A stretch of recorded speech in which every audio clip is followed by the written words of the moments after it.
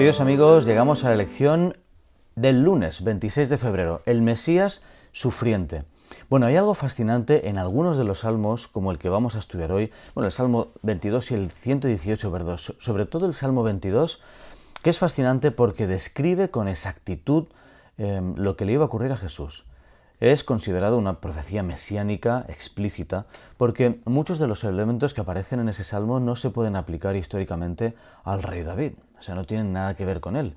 Sí que el rey David, inspirado, lo escribe, lo compone, probablemente motivado por una experiencia de sufrimiento personal, pero trasciende el tiempo y la historia y se aplica directamente a Jesús.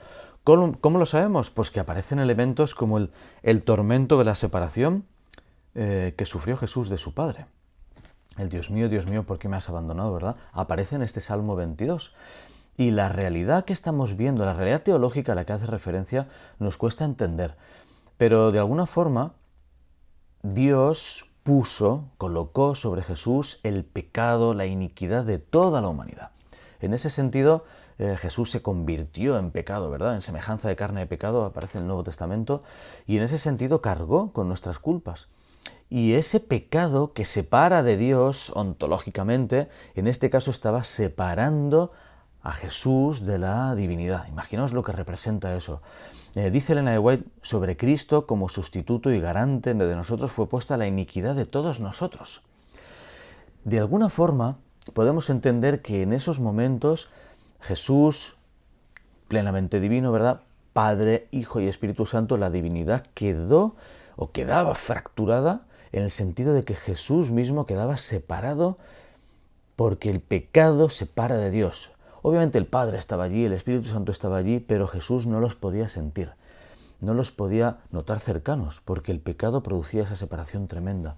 Solo con imaginarlo, imaginaos lo que representa esto a nivel de sacrificio de Jesús.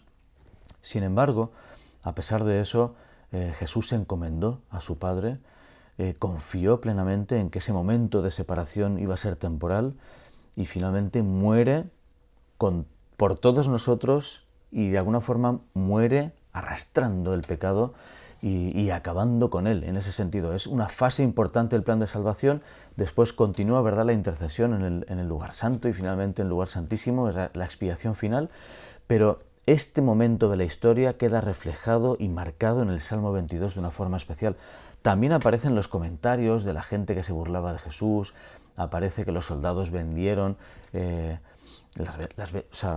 se repartieron las vestiduras de Jesús, ¿verdad? Todos esos elementos van apuntando a ese momento crucial de la historia y lo importante es que Jesús, sabiendo lo que iba a ocurrir, accedió a vivir esa experiencia por nosotros para poder salvarnos.